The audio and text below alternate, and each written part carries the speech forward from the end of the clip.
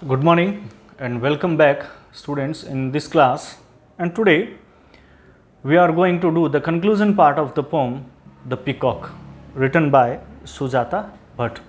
In first stanza we have done that how she hears a long shrill voice of a peacock, but she doesn't know that from where this shrill or this cry is coming, कि वो लंबी तीखी एक आवाज़ जो उसे सुनाई देती है, परंतु वो नहीं पहचान पाती, उसे नहीं पता है कि वो कहाँ से आ रही है।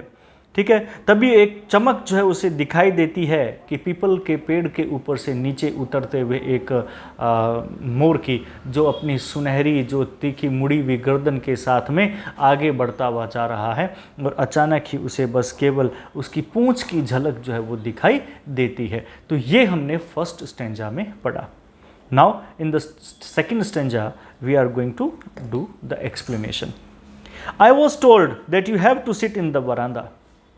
आई वॉज टोल्ड, मुझे कहा गया, मुझे ये कहा गया, क्या कहा गया कि that you have to sit in the veranda, कि तुम्हें बैठना पड़ेगा, किसमें, वरामदे में। यानी कि मुझे ये कहा गया कि तुम जाओ और जाकर के वरामदे में बैठ जाओ, एंड रीड ए बुक, और वहां जाकर के तुम किताब पढ़ो, प्रेफरेबली, और महत्व देना एक ऐसी किताब को, वन ऑफ योर फेवरेट्स, जो तुम्हारी सबसे ज़्यादा पसंदीदा किताब है। फेवरेट यानी कि पसंदीदा, कि जो तुम्हारी सबसे ज़्यादा पसंदीदा किताब है, उस किताब को तुम महत्व दो, और तुम उस किताब को वहाँ पर जाकर के उस बरामदे में बैठ जाओ विद ग्रेट कंसंट्रेशन। और तुम उस किताब को पढ़ना कैसे, विद ग्रेट कंसंट्रेशन, यानी कि बहुत ज़्यादा ध्यान लगा करके तुम खो जाना उस किताब के अंदर पूरी तरह से। The moment you begin to live inside the book, वो क्षण जब तुम उस किताब में खो जाओगे, the moment you begin to क्या live, कि वो क्षण कि जब तुम वहां पर, कि वो क्षण जब तुम उसमें पूरी तरह से डूब जाओगे, तब तुम्हारे ऊपर एक छाया सी आकर के पड़ेगी। कि the moment you begin to live, कि उस क्षण जब तुम पूरी तरह से उस किताब में जो है वो खोना शुरू हो जाओगे, तुम उस किताब में खो जाओगे, इनसाइड द बुक, इस किताब के अंदर, a blue shadow will fall over you, एक नीली छाया वो तुम्हारे ऊपर आकर के गिरेगी। अर्थात अचानक ही तुम महसूस करोगे कि एक नीली छाया जो है वो तुम्हारे पास में आकर के, तुम्हारे ऊपर आकर के गिरी है। यहाँ पर कवित्री जो हो रही है, जो पोइटेस है, वो क्या कह रही है कि उसको कहती है कि तुम जाकर के, तुम वहाँ पर जाकर के बरामदे में बैठ जाओ और पुस्तक को पढ़ना शुरू करो। बहुत ही एकाग्रता के साथ में तुम एक अपनी प्रिय और महान किताब को वहां पे पढ़ो। इसका अर्थ यह है कि उसको अपने आप को पुस्तक में पूरी तरह से डुबो देना है, पूरी तरह से खो देना है, और चारों ओर के वातावरण से अनभिज्ञ रहना उसको, कि उसको पता ही नहीं होना चाहिए कि चारों ओर क्या हो रहा है। कि जब वो पूरी तरह से उसमें डूबी हुई है, और जब वो पूरी तरह से उसमें डूब जाती है, तब एक नीली छाया उसके ऊपर गिरी। अर्थात कि वहां पर मोर जो है वो आया। नीली छाया वहां पे गिरना मतलब मोर के वहां पर आने से है, कि a blue shadow will fall over you, अर्थात मोर वहां पर आया। जैसे वो नीली छाया उस पर गिरी, अर्थात मोर वहां पर आया।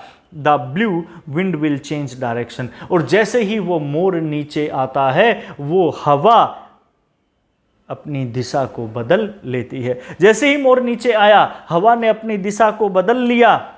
द स्टडी हम ऑफ बीज in the bushes near by, और उसके साथ साथ में द स्टडी, वो लगातार हम भिन भिनाना ऑफ बीज, मधुमक्खियों का, कि वो लगातार जो मधुमक्खियां भिन भिना रही थी, इन द बुशेज, उन पहाड़ झाड़ियों के अंदर, नियर बाय, नजदीक ही, विल स्टॉप, वो भी क्या है, रुक गई। अर्थात वहां पे इतना ज्यादा आकर्षण था कि वहां पर मधुमक्खियों का पास की झाड़ियों में निरंतर भिन भिनाना जो है वो भी बंद हो गया। क्लियर है? मैं एक बार वापस से इसको रिवाइज कर देता हूं कि क्या यहां पे पोएटेस कहनी चाहती है। The poetess was told that he had to sit quietly in the veranda and read her favourite book with great concentration, कि she would read her favorite book with great concentration. Yet it seems that she has to lose herself in the book and appear unconcerned. उसे ऐसे दिखाना है कि उसके आसपास में कुछ भी हो ही नहीं रहा, about her surroundings. So when she is fully absorbed in the book, a blue shadow fell over her, and it was the peacock who appeared there. With the descent of the peacock, as the peacock descend means comes down, the wind changed direction, and the constant humming of the bees in the nearby bushes also stopped. कि यहाँ पर कवित्री को बताया गया, उसको कहा गया कि उनके बरामदे में शांतिपूर्वक जाकर के उसे बैठना है और अपनी प्रिय महान पुस्तक को लेकर के उसे पढ़ना है. इसका अर्थ है कि उसको अपनी सबसे ज़्यादा अच्छी पुस्तक को पढ़ना है और उसमें उसे अपने आप को डुबो देना है, खो देना है, और अपने चारों ओर के वातावरण से उसे अनभिज्ञ रहना है कि चारों ओर तरफ क्या वातावरण है उसे पता ही नहीं होना चाहिए. जब वे पूर्ण रूप से अपनी किताब में डूबी हुई हैं, तभी एक नीली छाया उसके ऊपर आकर के गिरी, अर्थात एक मोर जो है वो नीचे आया, वहाँ पर अवतरित हुआ. मोर के नीचे उतरने के साथ ही वायु ने क्या किया, अपनी दिशा बदल ली. वायु ने अपनी दिशा में परिवर्तन कर लिया और मधुमक्खियों का पास की झाड़ियों में निरंतर भिन भिनाना भी बंद हो गया. यह है आपकी सेकंड स्टेंजा.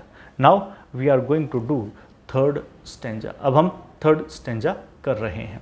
ठीक है, अब हमारा थर्ड स्टेंजा जो है वो क्या कहता है. In our third stanza the poetess is saying the cat will awaken and stretch. The cat will awaken, वो बिल्ली जो है वो जाग जाएगी, क्योंकि आपको पता है कि बिल्ली जो है वो मोर का शिकार करती है. The cat will awaken and stretch, जो बिल्ली है वो जाग जाएगी और अपने आप को फैला लेगी. स्ट्रेच का मतलब क्या करना, अपने आप को फैला लेना. ठीक है, धीरे, ठीक है, शरीर को बिल्कुल लंबा कर लेना. Something has broken your attention, और कुछ ना कुछ जो है वो तुम्हारे ध्यान को भंग करेगा. वहाँ पर जो तुम्हारी अटेंशन है वो पूरी तरह से भंग हो जाएगी. As if you look up in time, कि जैसे ही तुम उस समय जब तुम ऊपर की ओर देखोगी, You might see the peacock turning away as he gathers his tail. तो अचानक ही जैसे ही उसने ऊपर की ओर देखा, उसने क्या देखा कि you might see, शायद तुमने देखा वहाँ पर कि the peacock turning away, कि जो मोर है वो घूम करके वहाँ से जा रहा है. as he gathers his tail, कि जैसे वो साथ में अपनी पूंछ को भी इकट्ठा करते हुए ले जा रहा है. तो बस तुमने तो केवल उसकी जाती हुई पूंछ का अंतिम सिरा वहाँ पर देखा. To shut those dark glowing eyes, to shut those dark, कि जैसे ही तुमने वो झलक पाई उस पूंछ की, टू शट दोज डार्क, तुमने उसे जाते हुए, बंद होते हुए देखा. डार्क मतलब गहरी, ग्लोइंग चमकीली आंखें, आइज मतलब आंखें, कि वो तुम्हारी गहरी चमकीली आंखें जो हैं वो उस चमक से बंद ही नहीं हुई. वायलेट फ्रिंग्ड विद गोल्डन एम्बर, तुमने क्या देखा वहां पर, क्योंकि देखा, आपने देखा होगा कि आंखें सी बनी हुई होती है मोर के पंखों के ऊपर. तो तुमने क्या देखा कि to the his tail to shut, बंद होते हुए, दोज डार्क ग्लोइंग आईज, कि वो गहरी नीली चमकीली आंखें, कि वो गहरी हरी नीली चमकीली सी आंखें तुमने उसे बंद होते हुए देखा. क्योंकि वो पंखों को समेटता है तो वो आंखें सी जो खुली हुई होती हैं वो भी क्या हो जाती हैं, बंद हो जाती हैं. तुमने उसे बंद होते हुए देखा. वायलेट, जो कि बैंगनी सी थी, फ्रिंग्ड, किनारे के ऊपर, विद गोल्डन एम्बर, जिसमें हल्का पीला रंग था. गोल्डन सुनहरी, एम्बर का मतलब होता है पीला रंग, कि उसमें हल्का सुनहरी पीला सा कलर रंग उसमें था. इट इज द टेल, ये उसकी पूंछ थी, ये उसकी पूंछ है. दैट हैज टू ब्लिंक, जिसे क्या करना है, अवश्य ही चमकना है. ब्लिंक का मतलब होता है शाइन, अनस्टेडीली, लगातार चमकना, कि जो ये उसकी पूंछ है जो लगातार चमकती रहती है. For eyes that are always open, वो आंखें जो हमेशा खुली हुई रहती हैं उनके लिए. अर्थात मोर की पूंछ कवित्री के लिए बहुत ज़्यादा आकर्षक है और वो उसको लगातार एकटक देखती रहती है, उसकी आंखें बंद नहीं होती. ठीक है, तो ये था आपके पास में सेकंड एक्सप्लेनेशन. मैं एक बार फिर इसको रिवाइज कर देता हूँ ताकि ये आपके लिए थोड़ा ईजी हो जाए. So here, when the peacock lands on the earth in all its glory, the cat is awakened and it stretches its body. because the cat is in the mood to attack on the peacock, and that's why the cat stretches her body. क्योंकि जब भी कोई जानवर, चाहे वो चीता हो या बिल्ली हो, कोई भी हो, वो जब अटैक करता है तो उसे पहले अपने शरीर को लंबा कर लेता है, so that it can jump at the more distance, कि वो जंप ज़्यादा दूरी तक जो है वो कर सके. तो the blue shadow of the peacock attracts the attention of the poetess at the same time, who is observed in the reading her favorite book. On landing, the peacock gathers his tail to shut the dark shining eyes of his wings. His tail is of violet color with the edges of golden yellow color. The tail of the peacock is the most attractive for the eyes of the poetess.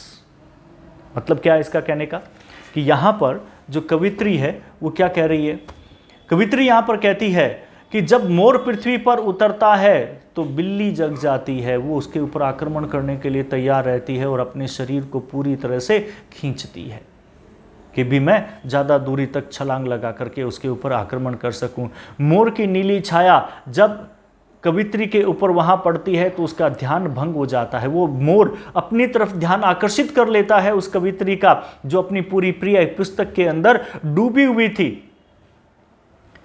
और उतरने के बाद मोर अपनी पूंछ को समेट लेता है. जैसे वो नीचे उतरता है मोर, तो वो अपनी पूंछ को समेट लेता है, और जैसे ही वो अपनी पूंछ को समेट लेता है तो वो समेटते समय उसके अपने पंखों की गहरी चमकीली आंखों को जैसे ही वो बंद करने हेतु उसे समेटता है, तो उसकी पूंछ बैंगनी रंग की, जिसके किनारे सुनहरे पीले रंग के है, वो कवित्री को अपनी ओर आकर्षित करते हैं. मोर की पूंछ कवित्री को अपनी आंखों के लिए अत्यधिक आकर्षक लगती है और वो एक टक उन्हें देखती रहती है.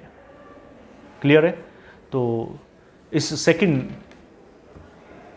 पोएम वीडियो के अंदर हमने हमारी पोएम को पूरा किया है, और hope the question answer you will do yourself. If you are not able to do question answer, then you will tell me. जब आप इसको करने में सक्षम नहीं हो पाओ तब आप मुझे बताना. Otherwise try to do the question answer yourself, because you are in 11th class and now you have to know that how to write question answer, and especially you are in literature class, so that's why it's very important that you know how to write. Is it clear? So I think you will do it positively and submit me your copies. Clear? So goodbye and have a nice day. Thank you.